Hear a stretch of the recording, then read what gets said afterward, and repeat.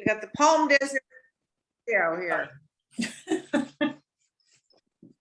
So when hold on, my brain. When Amanda comes to visit, okay, like in October, she said, I don't know when it was in October, but hey, Bethany, there you are. Good to see you. Sorry about that, guys. Hey, no, good to see you. So when she comes to visit, you guys, I'll have you all over for like cocktails and appetizers and stuff like that. Would that be fun? That would be Yeah. so fun. Yeah. And if you want to bring your husbands or not, whatever, we have to decide that. But could be all girls, could be hubbies. I don't care. So anyway, you're invited to, of course, Bethany, but you don't live here. I'm sorry. Oh, Amanda's I'm like, coming. wait, I'll get on a plane. I'll come see you guys. Well, you should. You should. You know, we'll have a free session here. We'll all sit around my living room and cry and hug and do real things. So Amanda, we're planning a little party for you when you come. You're on mute. You're muted. There should be some sign for you. You know what's funny is I hit it to unmute and then I grabbed the phone and set it down and I guess my thumb went right over the mute button again. So let us know when you're on your way here. I mean, what dates and, you know. So what did you get? Well, I'm gonna be there. Like I said, I have a wedding on the 1st, which I think is Saturday. Okay. I plan on flying in on Friday. And I have to be back by Monday. So if we did something Sunday? Sure. October 2nd, is that what you're saying, Amanda? Yeah. October 2nd. Okay. We could do, we could do appetizers and a glass of wine in my house if we want to. Rub in the glass of wine, why don't you? Oh, that's right. Okay. Yeah. Well, that's fine. Yeah. We'll get you. I'm totally kidding. She's I'm pregnant. only kidding. I'm only kidding. You can have tea. Well, if I wanted, I could have a sip of wine, but That's true. we're good. Right. I'm only teasing. Okay. Well, I'll be back on the 18th or 19th. We'll be talking on that 22nd, whatever it is, September. So we'll get it planned out. I'll put it in my calendar right now. We'll have everybody over, just all kind of potluck, bring something to share, and we'll welcome Amanda. And of course, Bethany, you're welcome. To fly in. It's the weekend. Yeah. Oh. Everybody's welcome. Okay, Yeah, so for Bethany's benefit, can you just quickly go through like when you're gone and what we're doing as a alternative to make sure that we don't miss that for her? I will do that. And how about somebody texting Amy? Where's Amy? So she's in North Dakota, I think, on a family RV trip. Yep. And wasn't sure, right? And Yes. But Mackenzie's normally on. Did she say? She didn't, but I'll text her right now. Okay. You guys are so good. Okay, so Beth, this is what's happening. I'm going on my honeymoon. So yeah, I know we planned it a year and a half ago when we got married, and then COVID, the whole deal. So we are leaving this Saturday, actually. Yeah. Anyway, we're leaving this Saturday, and we will be gone I'll be gone for 2 weeks, but this group is going to continue. Okay, here's some of the things that are going to happen. Curtis, my guy, and who knows Chris real well, is going to step in and do a Zoom call next week on any kind of technical issue you may have. Okay, he's a tech whiz. But specifically on building your business through Facebook and Zoom calls and all that kind of stuff. So whatever you want to ask, and he's great. And then the next one, hi, Mackenzie. There she is. Hey, Mackenzie. Hi. So the next one is the next week will be without me. And who's running the show? Somebody was going to run the show. That's, Marie, how about? That's Yeah, I think it might be me running the show because Chris is in Sedona. Okay. September 1st, I'm on vacation too. Okay, okay. All right, so you're gonna run the show with Curtis, Maria, right? Okay. Get everybody connected in, and that's next week. But I'm talking about the week after. I don't have the dates in front of me. September, whatever. So 8th. is the first with Curtis? Yes, Okay, got it. Yeah. And the Well- 8th, the 8th will be on your own, you guys, just chatting it up, helping each other, bringing up whatever you want to bring up, you know? And then I am back, wait a minute. Hold on. No, you're not back till the 18th, so we won't see you till the 22nd. So we have 2 weeks on our own. That's what I thought. I thought we had 3. You have 3? Well, 3 weeks that you're gone, because the 1st is September, or the 1st is Curtis, then the 8th and the 15th, because you're not back till the 18th, right? Well, that sounds right. However, let me just look at the dates. The dates for you guys are the 1st, right? That's exactly right. And then the 8th, that's exactly right. Yeah, you're right. The 15th, I'm back on the 22nd. And we have the 29th. Yeah, it's another 5-week month. So whatever you guys want to do, if you want to take a break, you can do that. You can do whatever you want to do. But it's 3 weeks. You will only be charged half of the total for the 2 times I'm here on the 22nd and the 29th. Curtis is free. And so that's that. And then I get to do my honeymoon. Okay. Now, if you guys want to say, hey, we're going to have a free one-off, great. It's up to you. But Chris, I would, if you wouldn't mind, before the 22nd, rally all the troops that we are back. Yeah. And remind everybody, because it gets funky after if you have a break, you know, people, do I come back now or later, whatever.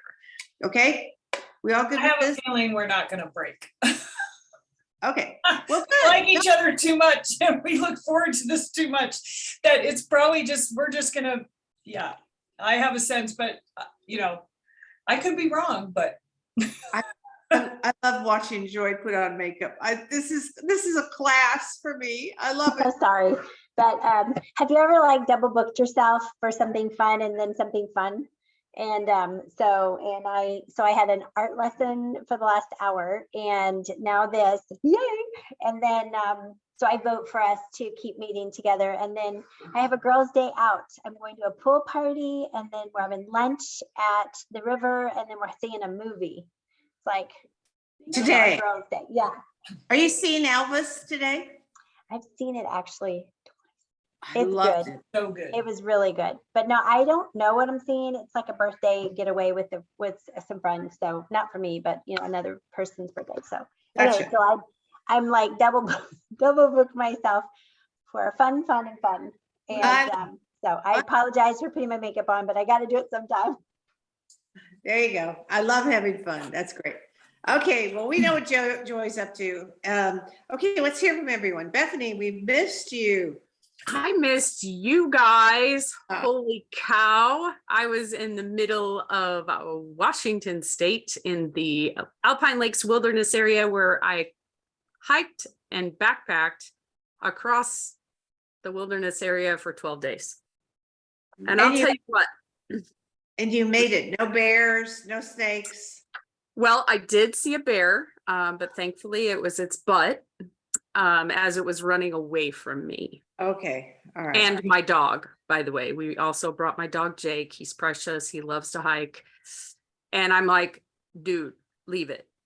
Because he was on point. He was ready to chase the bear. And I'm like, oh man, if you chase the bear, I got to chase you. No. So, No, not a, yeah, no. yeah. Mm-mm. But he did. He listened. Yeah, he listened. I was like, leave it. But absolutely an amazing adventure. Now I don't know if I told you guys, but originally this was a getaway for my husband and myself. We're both avid hiker, backpacker people. This is a new development for us, relatively. We did it when we first got together, then had kids, too busy, too crazy, whatever. So this is a re-emergence, I guess, of this hobby. Very Wow. expensive hobby, but that's neither here nor there. So essentially it was supposed to be my husband and myself, 2 weeks in the woods by ourselves, awesome. Well, my 20-year-old son, my youngest child, heard that we were doing this. He goes, I want to go. And I said, no, you don't get to go. Nope. Because the last time he went hiking and backpacking with us, he was 18, and he carried his home pillow on his backpack. Now, if you know anything about backpacking, you don't do that. You try to make your backpack as light as humanly possible, right? So, yeah. So, Princess is what we ended up dubbing him by the end of the trip, was kind of a horse's butt the whole time. And so he was voted off the island, and he never got to go backpacking with me again. He was voted off the island. He was I love voted that. off the island, as I love was that. my second oldest child, Allison. She was also voted off the island. And the only person that stayed on the island was my oldest daughter, Maddie, who is extremely fun and helpful. So, Okay, good. okay. So he did end up coming on the trip because my husband was like, oh, that would be lovely. Now, what ended up happening was that it was phenomenal. Good, Yeah, good. absolutely phenomenal. One of the things about a backpacking trip is that it breaks you down to the core of who you are. I mean, I you're bet. just broken down all the way. I bet. Um, It would break me in two, I'm sure. what's that? It would break me in two. Just like, Clearly, I mean, like, because it's hard and it's amazing, but it breaks you down so that the peace and the tranquility of where you are can affect you. And so as it has to do with what we're, all here for, the whole business and power and courage and all that stuff. I came back with a renewed sense of courage, renewed sense of strength, good. a renewed determination. So I'm excited. We're pink Cadillac bound, people. And Yeah. I was at my meeting last night, and I came out of my own virtual success event dancing. I was like, Nice. ooh, ooh, Nice. because I inspired myself. Well, it starts there. You gotta I be know. inspired if you can't inspire someone else. That's wonderful, Beth. That's really lovely. What a story. Well, that's why they have Outward Bound. Yes. I mean, you guys have all heard about that for kids who are having alcohol or drug problems. They throw them out in the woods for 2 weeks and make them do everything. And, I mean, everything. And so it's a make or break sort of situation. Yeah. Yeah. Congratulations. Wow. Wow. Thanks so much. That's great. Good to have you back. I'm glad to be back. Okay, well, one other thing I forgot. Well, two other things I forgot to tell you. When I come back, because I don't have the bandwidth now to do it, I as a thank you for understanding all this, redoing. I'm going to give each one of you an hour free of assessment. Okay, with me. Usually costs $150, and so that's my thank you for understanding that I really do need to take a honeymoon. And what's happened with some of these other groups I've been doing this with, I've did one group and have done some of the hours. We're really having some breakthroughs with the hours. So I assume we're going to do the same with you guys. So we'll schedule that when I get back and get my feet under me. But each one of you has an hour coming. So don't let me forget that. I won't forget it, but don't let me forget it. And for all of you, some of you have texted me about this consultant class I'm doing on Thursday night. I still have room for people. If you have a consultant that you think needs it, would want it, what you went through with some additions, They need to listen to the first hour that's taped, and at some point in time, they have to listen to that. And Curtis can get that to him, but we'll just charge them $60 for the deal, which is less than if they paid for it for 4 weeks. So, okay, so that's that deal. Okay, I'm done. No more housekeeping. Who else? Who else has statements, things you want to talk about, thoughts? Start calling on people. Okay, eeny, meeny, miny. Maria, how about you? Start with you. Sure. I have been a lot more aware of my thoughts since being on this group, which has just been really helpful. And something, I think I had brought this up before, but it came up again. So, which was, I just like have a lot of like I would say like hypercritical thoughts when something, I feel like I've disappointed or I've done something. And sometimes it's just like a super small scenario of like missing something I was supposed to be on, or like my kids had gotten a pin and drew on my parents' sofa.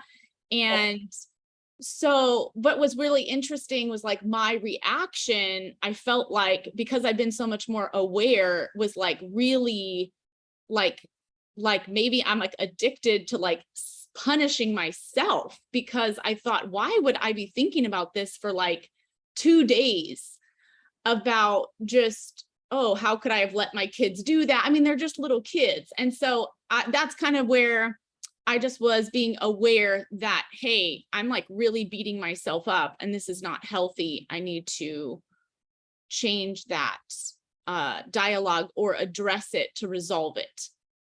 So Okay, so what were you saying to yourself? What was the content? I think it was mostly just like, I don't even know, other than just the way that it was making me feel like really guilty, or like, oh, how could I have the privilege of getting to be at my parents' beach condo. Like, how could I let that happen? Yeah, I just felt very guilty, even though I didn't even see it happen. I think it was just like a little, I don't even know. I just know I didn't feel good about it. And then I felt like I had to like, what could I do to fix this like as fast as possible? Can I hire a house cleaner? Can I Google like how to get a pin out of leather? Yeah, like just a crazy series of thoughts around something really innocent with the kids. Okay, so guilty, I'm responsible for them. I didn't do my job. I didn't notice till it was done, stuff like that. Mm-hmm. Okay. I don't even know when it happened. And I also had somebody else helping me, and it could have even happened when it wasn't under my care too. But I find that pattern. So also my daughter started kindergarten last week, and I didn't like figure out how to be on our Monday morning call with our national. And so then I ended up missing it. And I get that same of like, man, Maria, like you could have done this, or why didn't you put this in place? It's like very negative self-talk around, but it's like, I'm doing it to myself. Nobody's guilt tripped me into showing up or not. I mean, Donna was very gracious with the couch and saying like, hey, it'll be okay. It was a newer couch. You know, I could tell she was a little frustrated by the situation. She wasn't super mad. It was more me like picking on myself to such a high degree. Sure. Okay. So you're wagging your finger at yourself. You're Yeah, like berating- self-punishment almost. Yeah. And you're taking responsibility, and I think I've talked before about appropriate and inappropriate guilt. And so appropriate guilt is when you do something to hurt somebody inadvertently, okay? Like You step on, purpose. On purpose. No, it doesn't have to be on purpose. Okay. It can be inadvertent. I step on your foot and I break your toe, okay? I don't mean to, but I tripped and I fell on you. And I feel bad about that. I feel guilty about that. I feel like, oh my gosh, what can I do to make that better? Okay, most of us would feel that. So then I send you flowers, I apologize 100 times, I do anything I can do. Okay, that's appropriate guilt. I did something that created pain in someone else. Mhm.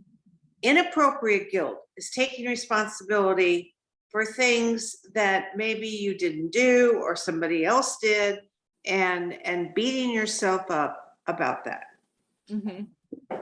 So because you miss one session with your national, come on, you've got a lot of them, that's not going to kill you.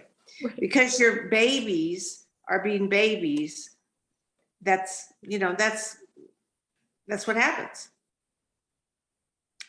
So what's happening is, in the inappropriate guilt category, you're taking a lot of responsibility for things you don't need to take responsibility for. Or you're being very critical to yourself about things that are not that heavy. You didn't hurt anybody. You didn't, there wasn't physical damage or emotional damage by something you did. Right. Like the reaction seems over. I mean, I wasn't even aware of this until I was like, oh, wow, like I'm doing this. So number Okay. one, being aware was good, but you're right. It's I'm like overreacting internally. Yeah. Yeah. So that we've talked about, like, the snowman, approach to psychology, that there's a parent part of you, there's an adult part of you, and there's a child part of you inside all of us. And in the parent, we have a critical parent and we have a nurturing parent. Okay. So the nurturing parent would say, it's okay, Maria. I mean, they're kiddos. It happens, it's fine. I'm here for you. Don't feel so bad about this. And or the nurturing parent might say, hey, you just missed one session. You can get that on. I'm sure she records them. You can listen to them, it's not that big a deal. So, and I love you and I accept you and you're not perfect. That would be nurturing statements. Okay. Instead, you access the critical parent, a part of yourself, and beat up that little child inside of you. So the question comes, two questions. One, who or what in your past taught you how to do that? Mom, dad, siblings, got somebody in mind? Oh yeah, 100%. My dad. Okay. So there's two dialogues here. One dialogue is standing up to that critical parent dad in your head and telling him to stop it. Knock it off. I don't want to listen. It's old messages. I'm not doing this to me. And the next step then is moving over to the nurturing parent. So let me be that critical parent part in your head. Let me be the representation of your dad. What do you want to say to me? I would say, I mean, I think a lot of it is coming from, well, I don't even know. I would say, hey, like we have a lot going in. I think I'm taking it back. What's happened was going into Al-Anon has like brought me back to when I was like 8 or 9 and in the middle of this life crisis. So my adult self has compassion for my dad saying, hey, our whole family is under this really stressful situation. Mom is not even capable of nurturing, but you setting these expectations or making it appear that if you make one small mistake, it's going to result in something catastrophic is really unhealthy for me. So please stop setting the expectations so high. Okay. Because we're trying to survive. Stop there for a sec. Let me be your dad and address me directly and say, stop setting the expectations so high. Just one little sentence. Great. I want you to say it three times, each time a little stronger. Okay. Stop setting the expectation so high and attaching it to a prize. Dad, stop setting the expectation so high and attaching it to something that I want to get. Stop. Yeah, like it's the carrot. Stop putting the carrot. I don't want the carrot. Well, I want the carrot, but I don't want the carrot because of my performance. Okay, so take a second. How do you feel?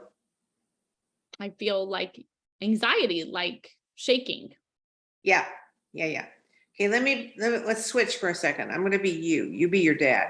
And let's be clear. It's your dad from 30 years ago. Okay, it's not your dad contemporarily, but that message is still in your head, right? And that's what you're accessing when you're into this. Stop it, Dad. Stop it. I want you to stop setting the expectations. No, stop it. Okay. How about trying it that way? It's a little more powerful. Okay. I'm trying to think, is that like really the core thing? But yeah, probably a piece of it. Don't think. Just tell them to stop it. Okay. Stop setting. Can I give an example? No. Just tell them to stop. Okay. Just stop setting the expectation. Stop. Like it's hurtful. It's actually not. It's counterintuitively doing. It's destructive versus you're not going to get the result you want by doing it. So stop it. All right. What's starting to happen, Maria, and I'm gonna, let you do this in your shower or something. Okay. But what's starting to happen is you're starting to feel, and then you go into thought. Mhm. You know what I'm talking about? Yeah. Stop it. That's protest.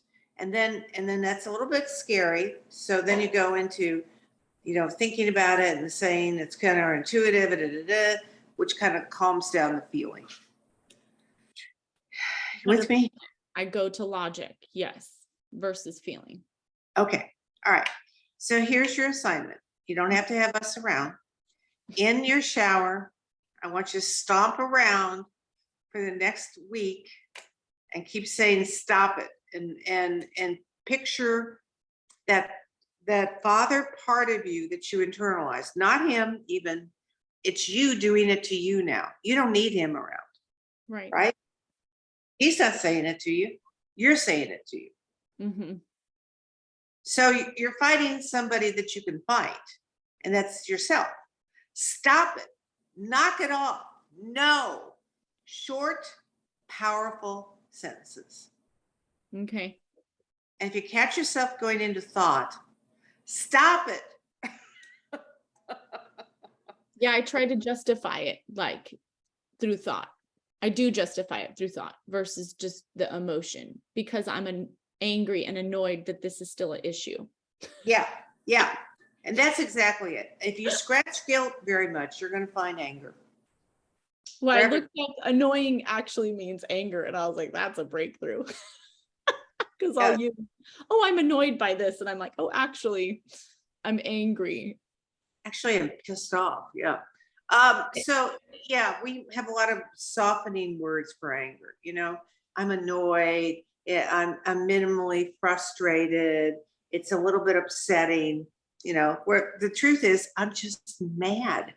I don't like it, and I don't have to like it. And Pat, can I just interject something really quick here? Because I was over at Maria's on Friday. The girls were blinging up my boot that's on my foot.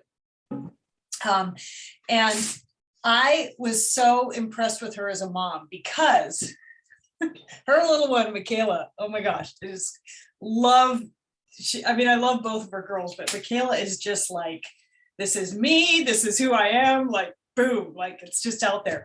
And she got irritated because her sister wasn't sharing. And Maria like picked up a pillow and she goes, are you so frustrated, Michaela? She goes, sometimes I just pick this pillow up and say, okay, just hit the pillow, get really angry. And Michaela was like, why don't you do that for yourself? I think I'm just becoming aware that there's these triggers.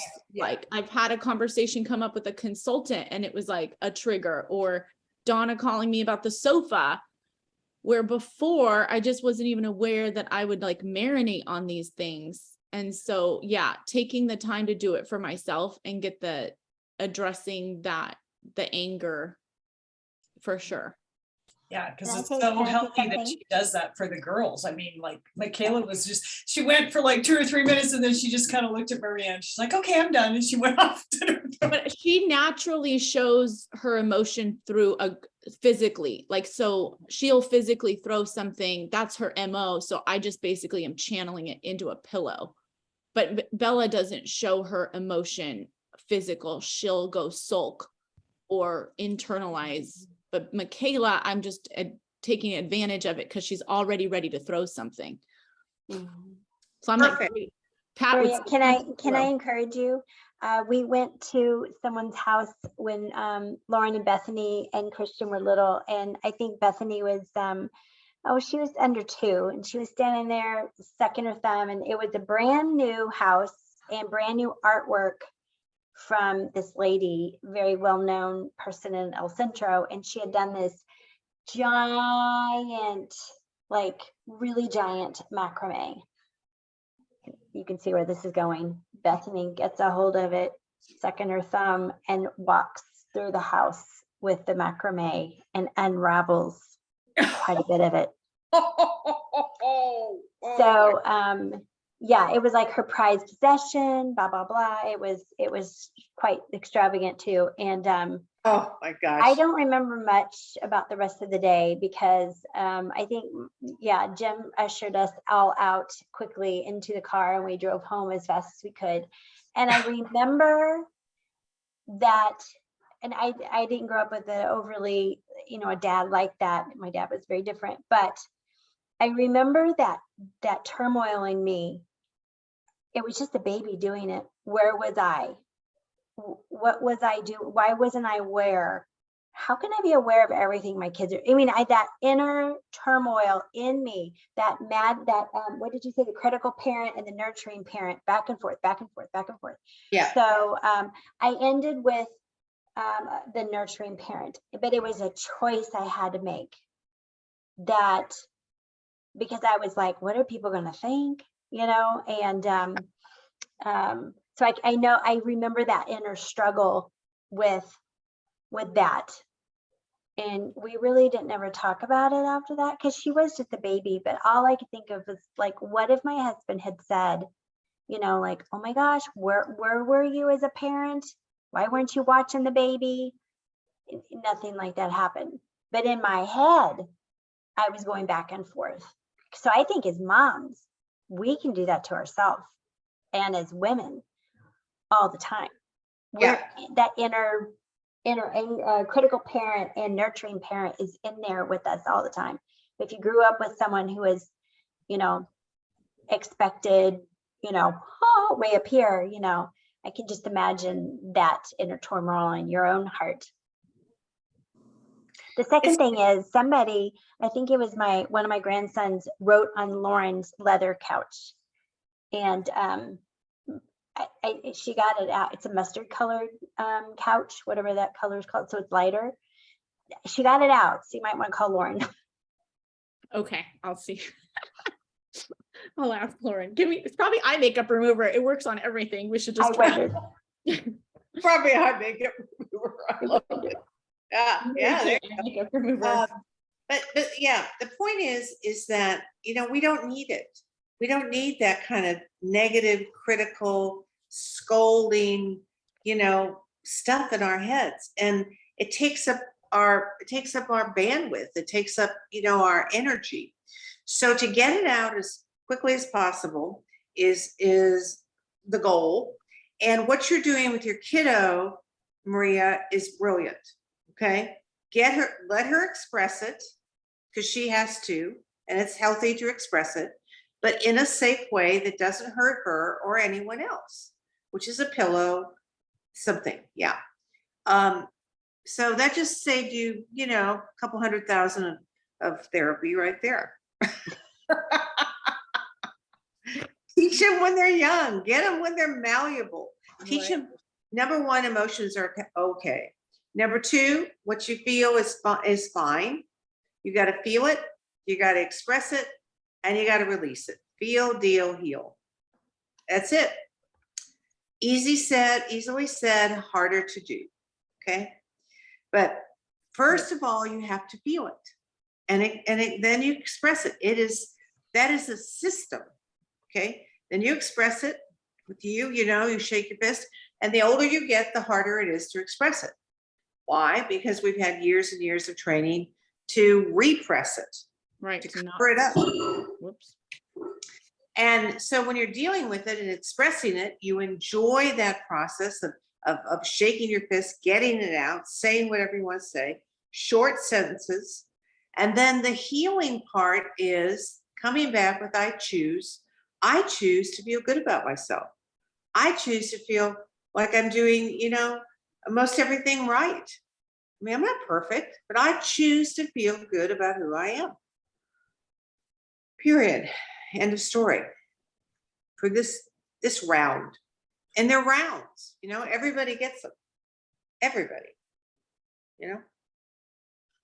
Feel, deal, heal. Okay. Teach your kids. Everybody, you, Mackenzie and Amanda and Maria, you guys with young kids. I don't know if you don't have young kids, Bethany, but anyway, so, drill it into them now. Save them the effort of having to learn it later. They'll appreciate it. I mean, every now and then my daughter says, that beating the pillow really does help. And she's 50 now, so she got it. Okay, let's hear from somebody else. Who else wants to report? Mackenzie, there you are. Go. Okay, I have a question because I have a phone call with one of my consultants at 11. So this is a conversation I never thought I was going to have as a sales director in Mary Kay with a consultant. But to give you the backstory of this consultant, she has been a customer of mine on and off for a couple of years now. Super nice, wonderful. She lives in California. I don't know what part of California, but she's over there. And she reached out to me and she was like, I think I want to be on your Mary Kay team. I don't know a ton about her, but I was like, okay. So she signed her agreement and became a consultant a few months ago. Then once she became a consultant, I got to know her a little bit better and discovered, her background is extremely broken. She's in her 50s, I think, but she apparently grew up in a Christian environment, was a Christian, is now agnostic, is married to a woman, and is very much like loves to press the bounds of, especially in Mary Kay, like the values that we have. And so on our meetings every Monday, she's great about getting on. And I told her, like, do your makeup, look cute, all of that. And she's done great. I enjoy. She gets on every week though and smokes, like, on and off the whole time, which just is so crazy to me. Like, it just never crossed my mind, which isn't a huge deal. But now, it's not okay to smoke on the camera. Like, that's just rude, I think. But then she has become open about how she doesn't believe in God at all and has no desire, and asked me several weeks ago if that was going to be a problem being in Mary Kay. And Mary Kay is a faith-based company. And I was like, Mary Kay doesn't have policies on that, but it is the environment you'll be in. And so it's on you more than anything, if you feel comfortable. And so she was like, cool, great. I feel better. But now last night on our meeting, we said, we were talking about team building, and the question was posed, is there anything holding you back? Can you, share what's holding you back? So consultants are sharing. She is like, oh, I have one. And I'm like, Lord, help us all.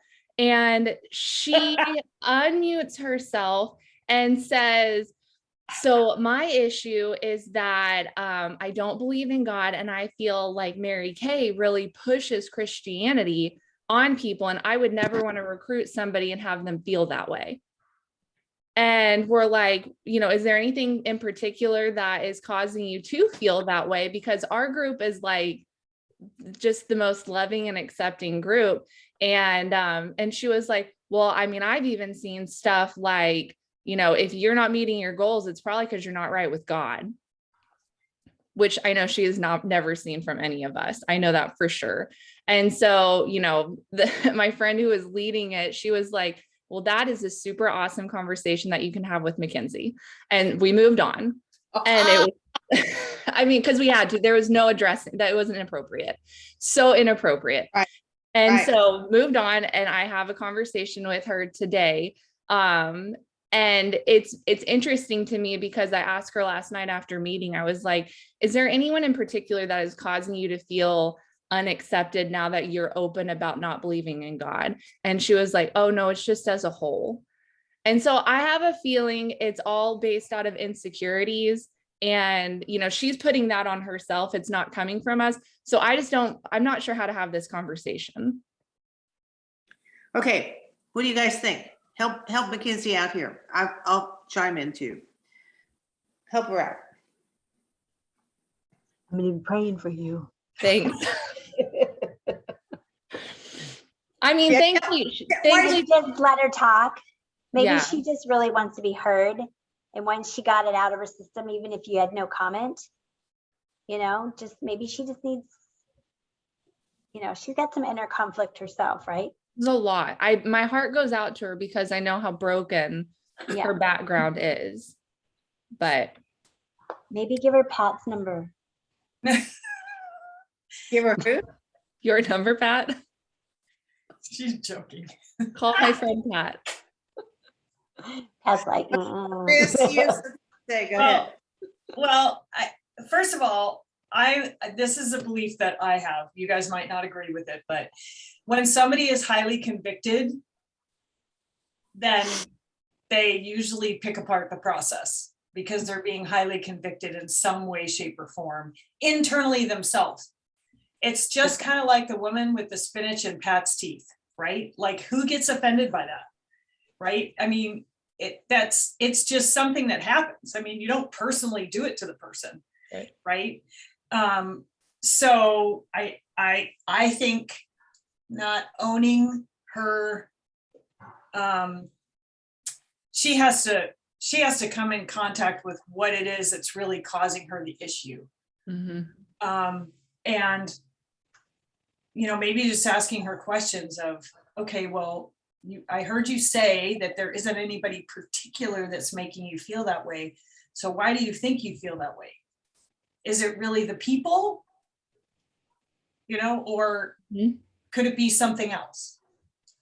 You know, what specific item? Because if she can't point to a specific item, then it's not you guys. It's just her feeling a conviction that she's transporting onto you. And it may just be at the end of the conversation that you just say, you know, you're loved, you're wanted here, but this just may not be the environment for you. I mean, it's hard for us to say that, but I think asking her specifically, I'm not hearing a specific person or situation. Is that correct? Okay, so when are you feeling that way? How are you feeling that way? So she connects to it.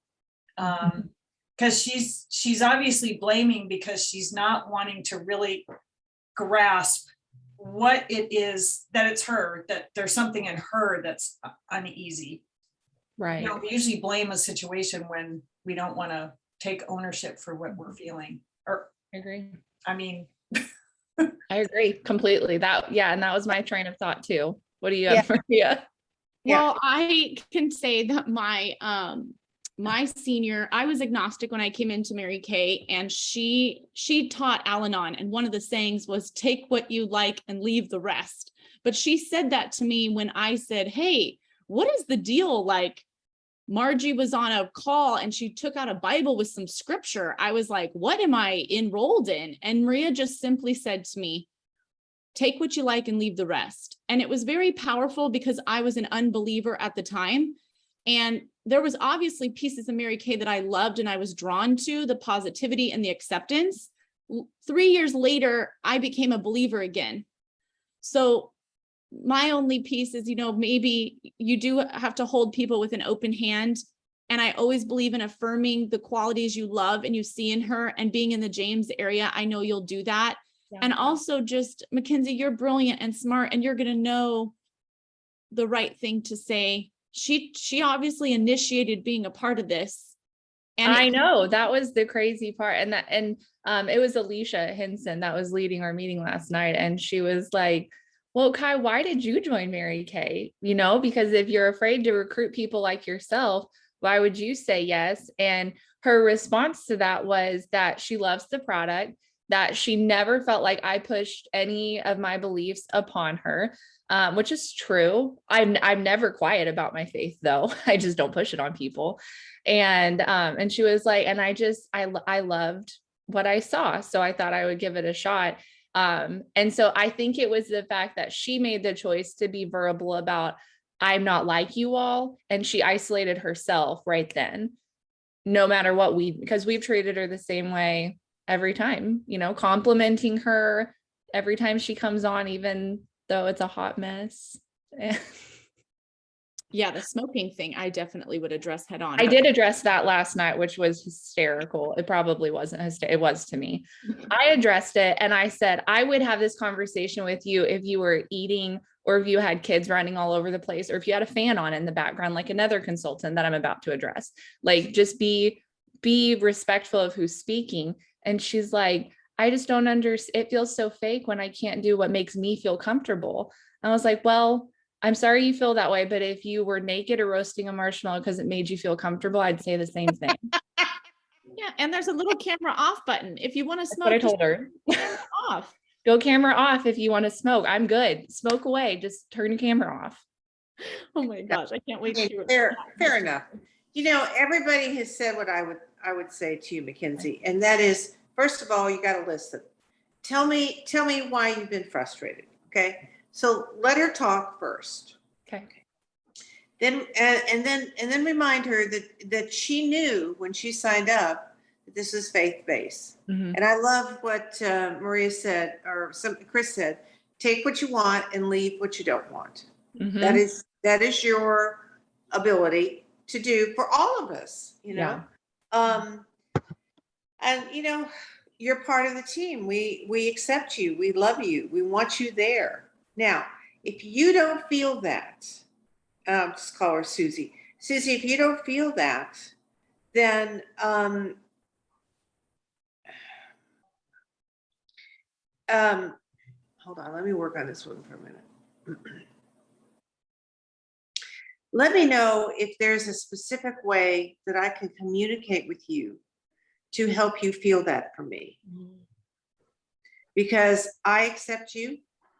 I want you there. I can only talk for me, but I see it on the team.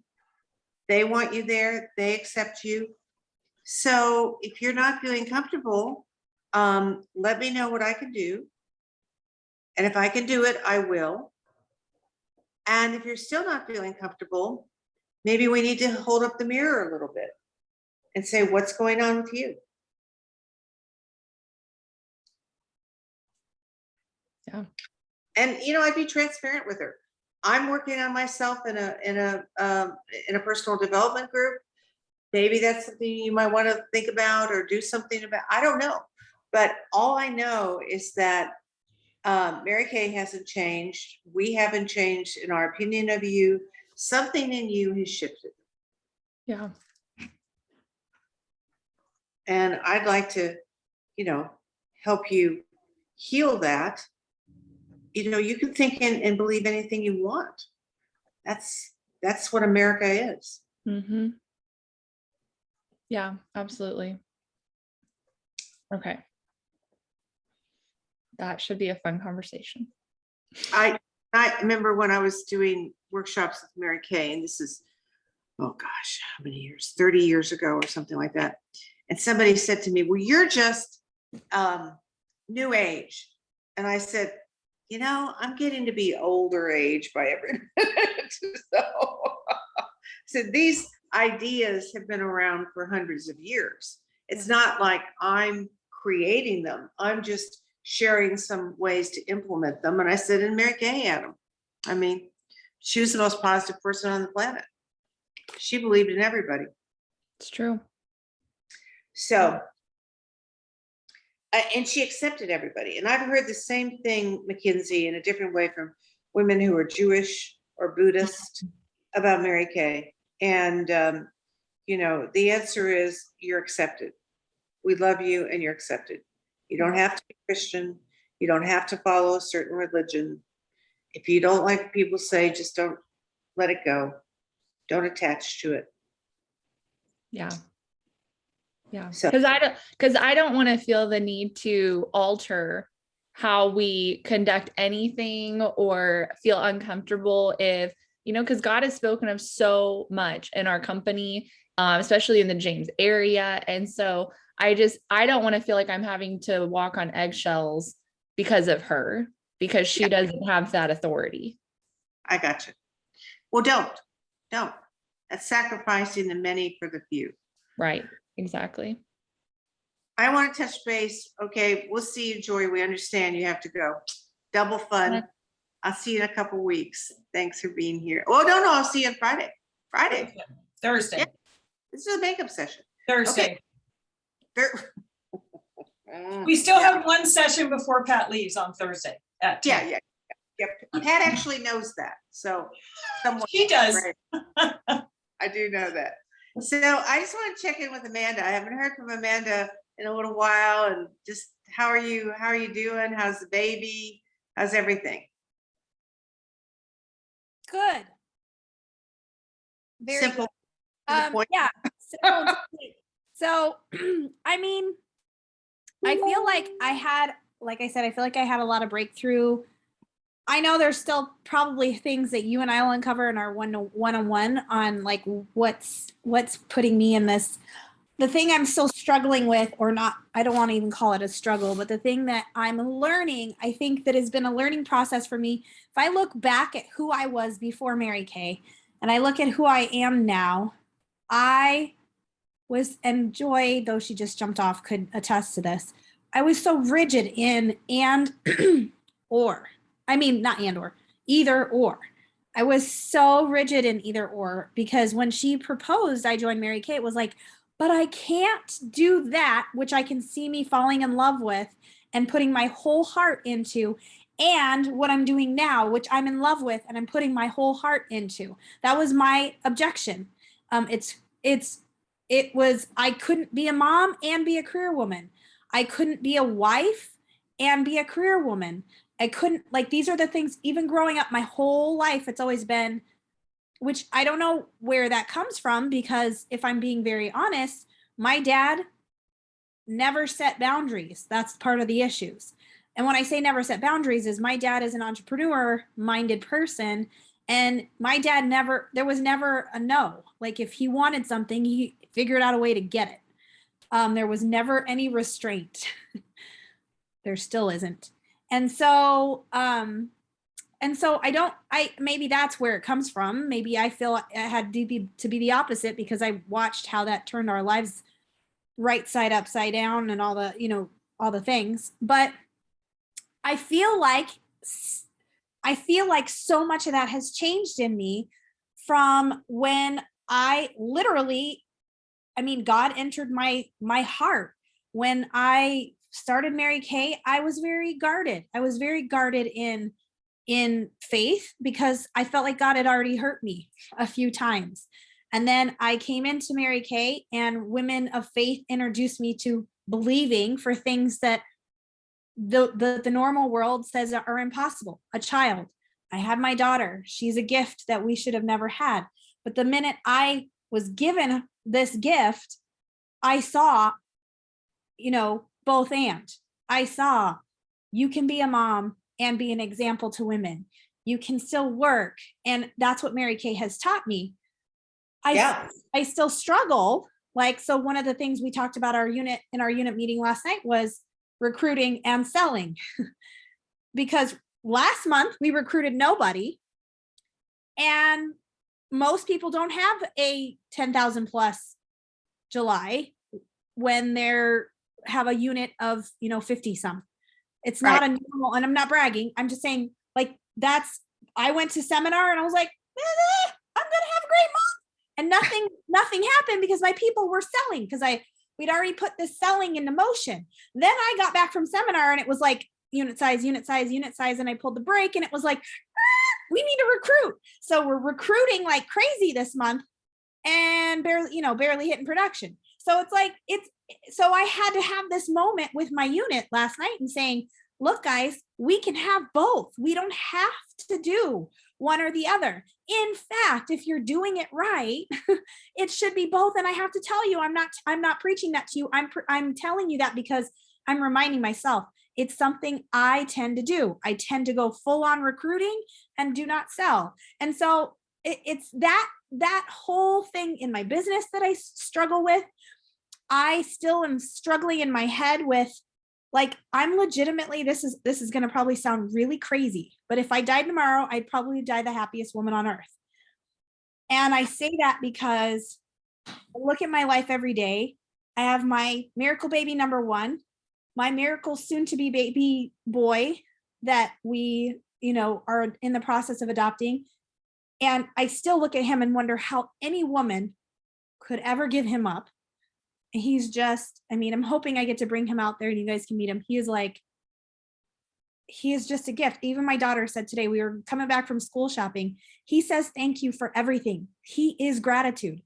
And how can somebody coming from such brokenness be gratitude? And it's just like, like God is just, again, putting these examples in my life. And then I'm pregnant when I shouldn't be. I always say when I shouldn't be because I really shouldn't be. And so all these things, right?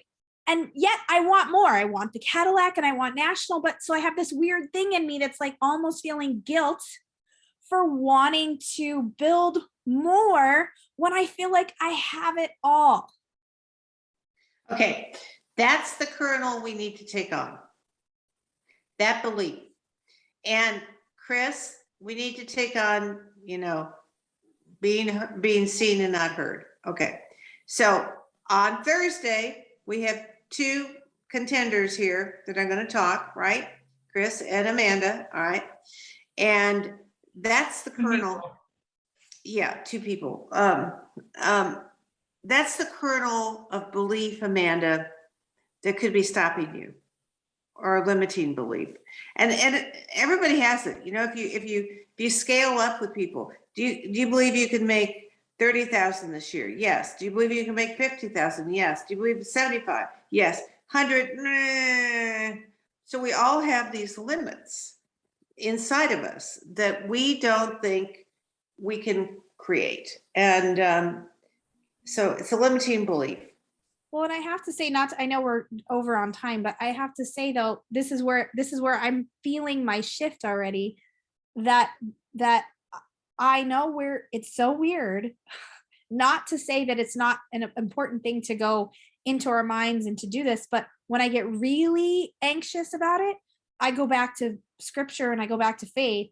And this morning I went back to a sermon, and it was last week's sermon from Elevation was about faith with the few. And I'm sitting here thinking, oh my gosh, I'm just talking to my unit club that we're never going to do this if we don't hit these numbers. But God said in this sermon, you can still do it with your few. Like, quit freaking out about having to hit a certain number. You can do it with your few. Do the obedience and sharing, but know that I will bless you with the few. Like, don't freak out about the number. And so, like, I still get I get all of this from faith. And anyway, it's just so, to me, like I said, I'm in such a place right now where I'm like, I cannot believe being in something like this, like Mary Kay, and I share it with everybody, could change my thought process so much that I literally I suffer from anxiety. I don't suffer from anxiety anymore. Like, I don't say that to people. When people say I have anxiety, I go, oh gosh, yeah, I know what that's like. I've been there. I had that.